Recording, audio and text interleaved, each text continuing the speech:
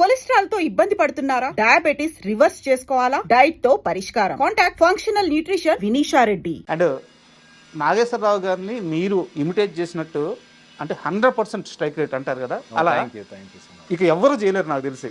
అచ్చు బుద్ధినట్టు దింపేస్తారు. Thank you so ఎప్పుడైనా సరే ఆ విషయంలో నాగార్జున గారు మిమ్మల్ని కలిసినప్పుడు అవి బాగా చేసావు, అవి మరీ కొంచెం ఎక్కువ చేసావు, ఇట్లాంటి కామెంట్స్ ఏమన్నా చెప్పారా?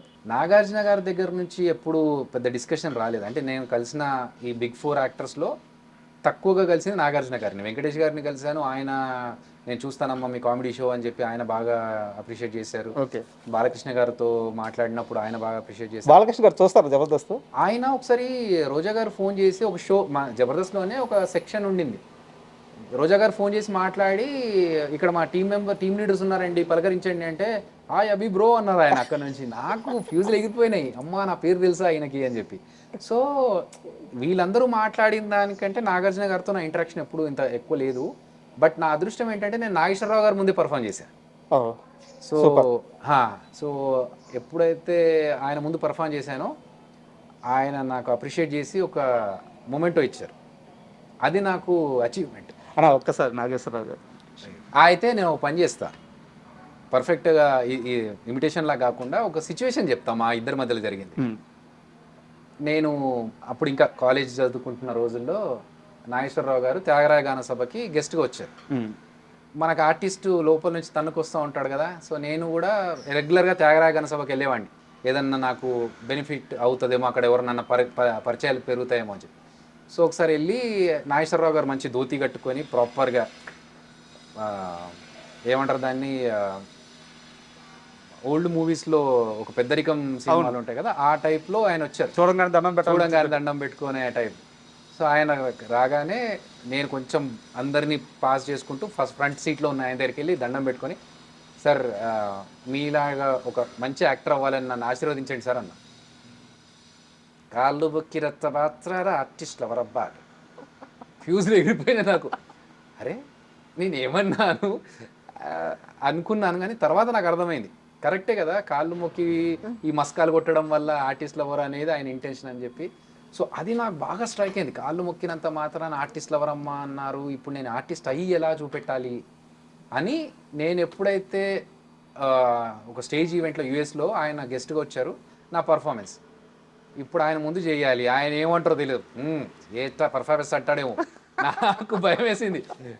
ಅದು పర్ఫార్మెన్సు నువ్వు ఆర్టిస్టు ఏంటి నాకు ఎద్దుకిదత్తా అంటే ఆ భయంతోనే ఫస్ట్ ఆయనకు రిక్వెస్ట్ చేశాను స్టేజ్ మీద నుంచే, సార్ నేను పర్ఫామ్ చేస్తాను, అందులో మీ పర్ఫార్మెన్స్ ఉంటుంది, నాగార్జున గారి పర్ఫార్మెన్స్ ఉంటుంది, మీకు ఒకవేళ ఎక్కడైనా అభ్యంతరం అనిపిస్తే జస్ట్ ఇలా చెయ్యి ఇక్కడ మీరు కూర్చున్న చోటు నుంచి చెయ్యి ఎత్తండి, నేను చూస్తుంటాను, ఆపేస్తాను సార్ అక్కడికి అన్న.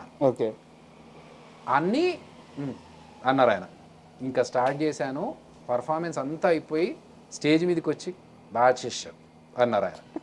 అమ్మ నాకు పెద్ద అచీవ్మెంట్. ఆయన చేతుల మీదకి వెళ్ళి మూమెంటో తీసుకున్నాను, అది ఇప్పటికీ ఇంట్లో ఉంది, ఆ ఫోటో ఇంట్లో ఉంది. ఆయన చనిపోయినప్పుడు మాత్రం చాలా బాధ అనిపించింది ఆయన భౌతిక కాయం దగ్గరికి వెళ్ళి. ఎందుకంటే జబర్దస్త్లో అభి అనగానే మీరు అన్నట్టుగా నాగేశ్వరరావు గారిని పర్ఫెక్ట్గా ఇమిటేట్ చేస్తాడనే పేరు. సో ఆ పేరు ఇంకా ఆయన చనిపోయిన తర్వాత ఒక డిస్కనెక్ట్ లాగా అనిపించింది. వెళ్ళారన్నా? వెళ్ళాను అంతమేత్రకి. నాగేశ్వరరావు గారు చనిపోయినప్పుడు, కృష్ణ గారు చనిపోయినప్పుడు, కృష్ణరాజు గారు, ఎందుకంటే ఇంత గొప్ప వ్యక్తుల్ని ఎప్పుడు కలిసి వాళ్ళతో ట్రావెల్ చేసింది లేదు. అట్లీస్ట్ చివరి దర్శనం అన్న చేసుకోవాలని చెప్పి ఐ మేక్ షూర్ వెళ్ళాలి అట్లాంటి సిచ్యువేషన్స్లో అని చెప్పేసి. చాలామంది చిన్న చిన్న ఆర్టిస్టులు ఏదో జబర్దస్త్లో ఒక 2 ఎపిసోడ్లో కనిపించగానే, ఒక సినిమాలో ఒక ట్రాక్ కొంచెం సక్సెస్ అవ్వగానే మమ్మల్ని మించిన వాళ్ళు లేరు, మేము ఎక్కడికి పోవాల్సిన అవసరం లేదు, పెద్దలను గౌరవించాల్సిన అవసరం లేదు, ఇలాంటి ఒక మైండ్ సెట్తో ఉంటారు. మీరేమో మీరు కలిసి యాక్ట్ చేయకపోయినా సరే లెజెండరీస్ ఎప్పుడు లెజెండరీస్ అని చెప్పేసి 100% వాళ్ళని గౌరవించుకున్నారు. ఈ మైండ్ సెట్లో తేడా ఎందుకు వస్తుంది అన్న ఆర్టిస్ట్కి? ఒక మనిషి ప్రాక్టికల్ లైఫ్లో ఉన్నప్పుడు రియాలిటీకి దగ్గరగా ఉంటాడు. అంటే నేను 23 సంవత్సరాల నుంచి ఉన్నాను ఇండస్ట్రీలో. ప్రభాస్ గారితో ఈశ్వర్ సినిమాలో స్టార్ట్ అయినప్పుడు నా జర్నీ. సో నేను చూసా, అంటే లైక్ యూనో ఒక లైఫ్ పెద్ద సినిమా హిట్ అయినప్పుడు జనాలు ఎలా చూస్తారు, సినిమా ఫ్లాప్ అయితే ఎలా చూస్తారు, ఒక క్రేజ్లో ఉన్నప్పుడు మనం ఎలా రిసీవ్ చేసుకుంటారు, అసలు ఏం లేనప్పుడు జనాలు బయట రోడ్డు మీద కనీసం పట్టించుకోరు. ఇవన్నీ చూసి వచ్చాం కాబట్టి ఇదంతా తాత్కాలికం. ఈ రోజు మనకు ఒక పేరుండి మన వెంట జనాలు వచ్చి ఫోటోలు దిగినారంటే ఈ రోజు ఉండొచ్చు, రేపు ఉండకపోవచ్చు. సో అది మనం నెత్తి మీదకి ఎక్కించుకున్నామంటే ఇంకా దెబ్బపడ్డట్టే. ఇవన్నీ పక్కన పెట్టేసి వాట్ వీఆర్ అలా వెళ్తే ఇవన్నీ రావు. ప్రభాస్ గారి టాపిక్ వచ్చింది కాబట్టి ఒక చిన్న ఇన్సిడెంట్ చెప్తాను. ఫస్ట్ షాట్ ఇద్దరి మధ్య ఫస్ట్ షాట్ పెట్టంగానే మీరు ఏదో యాక్ట్ చేశారు. అవును, అలా ఎలా చేస్తారు సిగ్గు లేకుండా అని అడిగారంట. అదేంటంటే మీరు సినిమాలో చూస్తే ఇప్పుడు తెలుస్తుంది. ఫస్ట్ డేనే ఫస్ట్ షాట్ సుభాష్ థియేటర్, ఇప్పుడు ఉషా మయూర్ అని పేరు మార్చారు, మన ముషిరాబాద్ దగ్గర ఉంటుంది. ఆ థియేటర్లో షాట్ 200 మంది జూనియర్ ఆర్టిస్టులు ఉన్నారు. బ్లాక్ టికెట్స్ కోసం నేను, ప్రభాస్ అన్న, మిగతా వాళ్ళు సినిమాలో వెళ్ళాలి ఈశ్వర్లో. సో అక్కడ ఏంటంటే నాకు అంతకుముందు ఆ సీన్ చెప్పలేదు. డైరెక్ట్గా స్పాట్లో జయంత్ గారు పిలిచి ఈ షాట్లో ఏంటంటమ్మా నువ్వు ప్యాంట్ తీసి లోపల నీ బాక్సర్ షార్ట్స్ ఉంది కదా అందులో డబ్బులు ఉంటాయి, ఆ డబ్బులు తీసి టికెట్ తీసుకోవాలన్నారు. ఓకే అన్న, నాకు సిగ్గా పాడా మనకు అప్పుడు, ఇప్పుడంటే కొంచెం షై ఫీలింగ్ అని. అప్పుడు ఓకే సార్ అన్నాను. ప్రభాస్ అన్న చూస్తా ఉన్నారు. ఓకే టేక్ అన్నారు. రెడీ. ఓకే ఆవిడ ఎవరు లేడీ వచ్చింది బ్లాక్ టికెట్స్ అమ్ముతున్నప్పుడు ఒక్క నిమిషం అని చెప్పి టక్కన ప్యాంట్ తీసి లోపల చెడ్డీలోంచి డబ్బులు తీయడానికి ట్రై చేస్తూ ఉంటాను. వచ్చిన తర్వాత ఈ లోపల వేరే వాళ్ళు వచ్చి టికెట్ తీసుకుని వెళ్ళిపోతారు. అయిపోయిన తర్వాత నీకు సిగ్గు అనిపించలేదా ఇంతమంది ముందు అలా ఇలా తీసేవన్నా? సిగ్గా అసలు ఏముంది ఇందులో సిగ్గుపడ్డానికి? అంటే అసలు కాన్షియస్ లేదు, చుట్టూ జనాలు ఉన్నారు, కెమెరా ఉంది, ఏం పట్టించుకోలేదు. ఫస్ట్ టైం యాక్టింగ్ అవకాశం రావాలని చూస్తున్న వాళ్ళకి ఒక అవకాశం వచ్చింది, ఇంకంతే. ఆయనకి డైలాగ్ చెప్పడానికే సిగ్గు.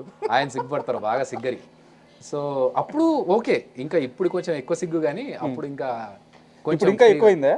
ఇప్పుడు ఎక్కువైంది. అప్పుడు ఏంటంటే మేము షూటింగ్ లేకుంటే బ్రేక్ ఉంటే మేము అలా పక్కకి వెళ్ళిపోయి అక్కడ అరుగులు ఉండేవి ధూల్పేటలో, అరుగుల మీద కూర్చునే వాళ్ళం సరదాగా. మేము కూర్చొని మేము మా ఆటలు మేము ఆడుకుంటూ ఫుల్ ఫన్. అసలు ఎక్కడ ఇంత సిగ్గుపడేవాళ్ళు కాదు. ఇప్పుడు వస్తూ వస్తూ ఇంకా సిగ్గుపడుతుంది. అంటే 22 సంవత్సరాల క్రితం జర్నీ అది. కట్ చేస్తే మన బాహుబలి 2లో ఆయనతో పాటు కలిసి అసిస్టెంట్ డైరెక్ట్గా సినిమా కట్ చేశారు. అంటే ప్రభాస్ అంటే మనిషిలో ఎలాంటి మార్పు రాదు, ఒక కింగ్ ఎలా ఉండాలో ఎలా బతకాలో అలాగే బతుకుతుంటాడని చెప్పి అందరూ ఆయన గురించి నెగిటివ్గా చెప్పిన ఒక్క పర్సన్ లేదు. సో మీరేం గమనించారు ప్రభాస్ గారిలో? ఏమైనా మార్పు వచ్చిందా లేకుంటే అలాగే ఉన్నారా? చెప్పాక సిగ్గు ఎక్కువైంది. ఇంకా అప్పుడున్నట్లే లైక్ యూనో ఒక చైల్డ్, ఒక చిన్న అబ్బాయి మనస్తత్వం ఎలా ఉంటుంది అంటే ఏ కల్మషం లేకుండా వాడికి హామ్ చేయాలి, నేను ఏదో ఇలా చూపించుకోవాలి, అలాంటివి ఎప్పుడు లేదు. సరదాగా ఉండి అక్కడ ఉన్న స్టాఫ్ అందరితో కామెడీ చేసుకుంటూ. ఒక చిన్న ఇన్సిడెంట్ చెప్తా. ఆయన అంత పెద్ద హీరోలతో ఎక్కువ మందితో చేసింది లేదు, కానీ మామూలుగా ఆయన స్టేచర్కి ఒక క్యారవాన్లో దిగకుండా షార్ట్ ఉన్నప్పుడు మాత్రమే బయటకు వచ్చి చేసుకోవాల్సిన స్టేజ్లో ఉన్న పర్సన్ సరదాగా వచ్చి అక్కడ కూర్చొని అందులో వాళ్ళ టీం మెంబర్స్ వేసే జోకులకి నవ్వుతూ, చిన్న పిల్లోళ్ళు అయితే ఎలా ఎంజాయ్ చేస్తారో అలా ఎంజాయ్ చేస్తూ, అందులో ఒక అతన్ని కామెడీగా నీళ్ళలో దోసేస్తారు వీళ్ళు ఎవరో. ఆ నీళ్ళలో పడితే ఈయన ఎంత షాక్ అయిపోయాడంటే ఈయన లేచి ఈయన దూకి తీసుకొద్దామన్నంత లేచి నిలబడి రెడీ అయిపోయాడు. ఏమైపోతుందని. ఈ లోపల పక్కన వాళ్ళు ఆపి ఉండండి అని చెప్పి వాళ్ళు దిగి బయటకు లాగారు. బట్ పెద్ద డెప్త్ ఏం లేదు అది, కానీ అంత అంటే తనను నమ్మి తన చుట్టూ ఉండే వాళ్ళని అంత ప్రేమిస్తారు. సో అది మంచి క్వాలిటీ. అండ్ ఎప్పుడు కూడా తను సూపర్ స్టార్ అని చూపించుకోలేదు. అది రాజమౌళి సార్ అంటే ఒక ఇండస్ట్రీ మొత్తం, ఇండియన్ ఇండస్ట్రీ మొత్తం ఆయన వైపు తలెత్తి చూసుకునేంత చేశాడు ఆయన. అవును, ఒక విజనరీ. ఆయన ఒక సీన్ తీస్తున్నాడు అంటే దాని స్కేల్ ఏ రేంజ్లో ఉంటుందో ఎవరు ఊహించలేరు. అలాంటి ఆయన దగ్గర అసిస్టెంట్గా చేసి అక్కడి నుంచి మీరు ఏం తెచ్చుకున్నారు? ఆయన దగ్గర డిసిప్లిన్ ఫస్ట్ నేర్చుకున్నాను. మనకున్న కొంచెం ఇంకొంచెం షార్ప్ అంటే మనకు ఆల్రెడీ కొంచెం వచ్చిన దాన్ని ఇంకెవరన్నా బాగా చేస్తున్నారంటే అరే ఇది ఇంకా నేర్చుకోవచ్చు అన్నలాగా డిసిప్లిన్ బాగా నేర్చుకున్నాను ఆయన దగ్గర. And perfection. సో పర్ఫెక్షన్ అనేది రాజమౌళి గారి దగ్గర చాలా, అంటే ఒక టేక్ కరెక్ట్గా రాకపోతే ఎన్ని టేక్స్ అయినా తీసుకోవాలనే పర్ఫెక్షన్ ఆయన దగ్గర ఉంది. ఇప్పుడు మాకున్న బడ్జెట్లో అది పర్మిట్ చేయదు, కానీ చేసిన వరకు ఎలా చేయాలి, ఎంత బాగా చేయాలి, క్రియేటివ్గా దీన్ని ఎలా చూపించవచ్చు. ఇప్పుడు మనం ఒకటి అనుకుంటాము, అక్కడికి వెళ్ళిన తర్వాత అది లేకపోతే ఇప్పుడు అది వచ్చేదాకా నేను చెయ్యను అనుకోకుండా దాన్ని ఇంకో రకంగా ఎలా చూపించవచ్చు. అలా యూనో ప్లాన్ బి కావచ్చు, లేకపోతే క్రియేటివ్గా ఇమ్మీడియట్గా దాన్ని మార్చుకొని ఇంకోలాగా చేసుకోవడం, ఇవన్నీ creative things. And for more videos, please subscribe to iDream. Please subscribe to iDream. Please subscribe iDream. And please subscribe to iDream. For more videos, subscribe to iDream.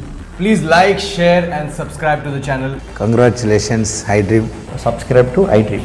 Subscribe to iDream. So subscribe to iDream Media. iDream team అందరికి huge congratulations. Please subscribe iDream Media. Please subscribe to iDream. Subscribe iDream. Please subscribe to iDream. iDream అంటే నా కళల ఛానల్ను subscribe చేసుకున్న నోరు తిరుగుతలేదు, మీరైతే గంట గుర్తు కొట్టండి. For more such videos, please subscribe to iDream. Subscribe to iDream. Please subscribe to iDream. Please subscribe iDream Media. Please do subscribe to iDream. Please subscribe to iDream Media. For best entertainment and information, please subscribe iDream. And don't forget to subscribe to iDream.